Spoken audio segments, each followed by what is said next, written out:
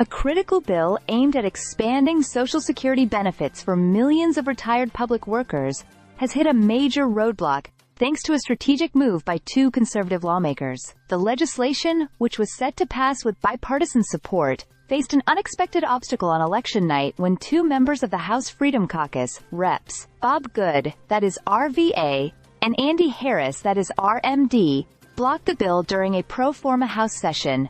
This maneuver has temporarily halted efforts to address a long-standing issue affecting retirees in public service sectors. The bill, introduced by Representative Abigail Spanberger, that is DVA, and Representative Garrett Graves, that is RNE, sought to eliminate provisions that reduce Social Security benefits for retirees who had worked in government jobs not covered by Social Security, as well as for surviving spouses of such workers. The provisions, known as the Windfall Elimination Provision, that is WEP, and the Government Pension Offset, that is GPO, have long been a point of contention for retirees, particularly for those who served as teachers, law enforcement officers, and other public servants. This legislation had garnered significant support, with 330 co-sponsors, including House Speaker Mike Johnson. It aimed to restore full Social Security benefits to around 2.8 million Americans. Despite the bill's broad backing, Reps Good and Harris managed to delay its consideration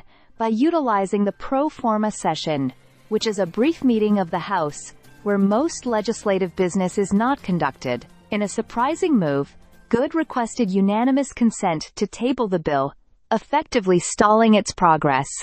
With no objection from other members present, this tactic temporarily killed the bill.